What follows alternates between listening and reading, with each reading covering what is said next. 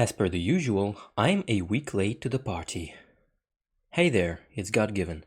This is a guide to Jinhsi.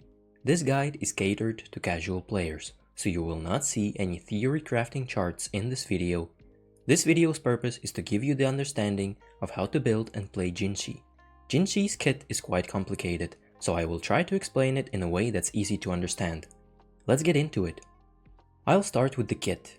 Jinhsi's kit revolves around using her basic attacks and skills to progress through 3 different states and stacking up her forte to deal a huge chunk of damage with her final skill. In her normal state, Jinhsi has a simple basic attack chain and a skill which doesn't deal too much damage. If you do the full basic attack chain, Jinhsi's resonance skill transforms into its second form, Overflowing Radiance, which upon use sends Jinhsi into the air and she gets into her incarnation form. In the incarnation form, Jinhsi gains a new basic attack chain, new dodge counter and a new resonance skill Crescent Divinity, all of which are usable mid-air and deal more damage than their normal counterparts.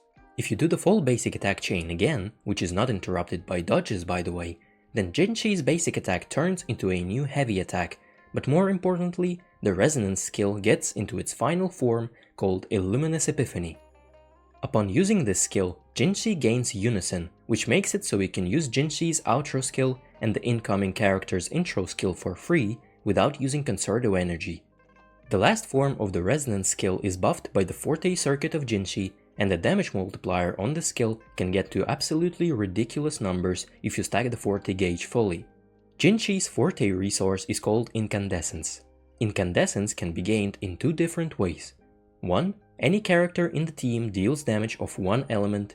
This way you gain 1 incandescence per 3 seconds per element. 2. Anytime a character deals off-field damage with a coordinated attack like Yinlin, Verena, Mortifi, Yuanwu and Baizhi, you gain 2 incandescence per 3 seconds per element. However, Jinhsi's outro skill makes it so you can gain stacks each second instead of every 3 seconds. Jinhsi's ultimate is just a huge nuke, so there's not a lot to be said about it. Her intro skill, however, allows her to instantly use the Overflowing Radiance skill, the one that puts Jinhsi into the incarnation state.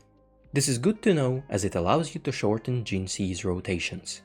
When leveling up Jinhsi's talents, prioritize her Forte circuit first, as the majority of her damage comes from the enhanced basic attacks and skills, which all scale by leveling up the Forte circuit. After that, level up her Resonance Liberation, then the Resonance skill, intro skill and basic attacks as the last priority. So yeah, I hope that I was able to explain the kit in an easy to digest way. I will get into how to utilize it and the rotations and teams a bit later into the video. For now, let's get into how to build Jinhsi. For the weapon choices, Jinhsi's signature weapon Aegis of Harvest is going to be her best in slot. Jian's signature Verdant Summit and the standard 5-star Lustrous Razor come as the second best options. For the 4-star options, the best ones are going to be Helios Cleaver, a weapon you can get from the gacha system, Autumn Trace, the Battle Pass weapon, and the Broadblade 41, a craftable weapon. Note that Autumn Trace is only usable as a stat stick because of its crit rate substat. Its passive effect can't be fully utilized by Jinhsi. If you don't have any 4-star weapons, then Broadblade of Night is not too far off in terms of damage. For the echoes, go for the Celestial Light set 5-piece for maximum damage. Going for a 2-piece Celestial Light plus Lingering Tunes or Celestial Light plus Moonlit Clouds is also a fine option if you don't have a good 5-piece Celestial Light. For the main stats, get attack percent on 1 costs, spectral damage on 3 costs, and crit rate or crit damage on 4 costs, depending on which one you lack. Use the Jue Echo skill. It will provide a resonance skill damage bonus to Jinhsi and will do coordinated attacks, which will generate incandescent stacks. For the substats, prioritize getting crit rate and crit damage. After that come resonance skill damage and attack percent. Resonance liberation damage, energy regen and flat attack are also nice to have. Go for 4-3-3-1-1 setup if you have good 3-cost echoes with spectral damage bonus. If not, then 4-4-1-1-1 is also a solid option. Now we can get to rotations and general playstyle of Jinhsi. If you don't have intro skill available, then Jinhsi's rotation will be 4 basic attacks, skill Overflowing Radiance to get into her incarnation state, skill Crescent Divinity in her incarnation state, 4 basics, and the final form of the skill Illuminous Epiphany.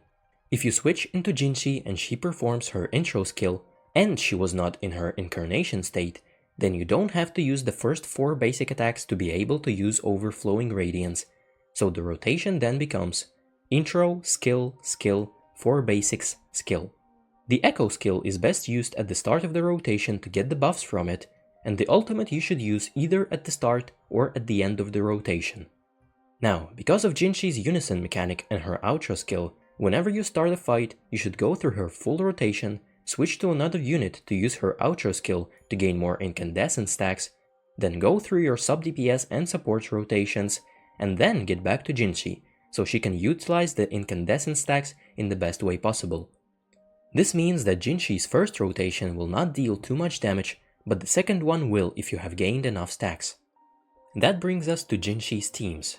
Due to how you can get incandescent stacks with coordinated attacks, Jinhsi's best teammates are going to be Yuanwu, Yinlin, Mortifi, Verena, and Baizhi. It is highly recommended to have at least one, but preferably 2 of them in the team with Jinhsi. As of the first half of 1.1, Jinhsi's best teams are Jinhsi Yuanwu Verena and Jinhsi Yinlin Verena.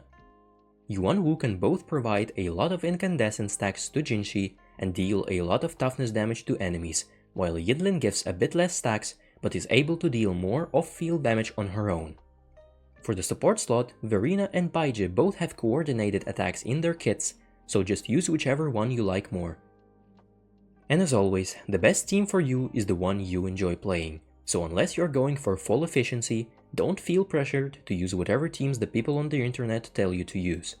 Experiment with your favorite characters and see what works for you. That's it for the guide.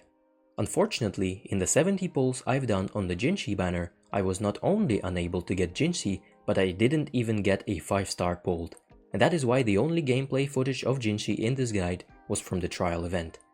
So I apologize for not pulling better. Thank you guys for watching this video. If you have any thoughts on the guide or any suggestions on what you would like to see in the future guides, please say it in the comments section. If you want to see more content like this, then subscribe to the channel. I will see you guys in the next one.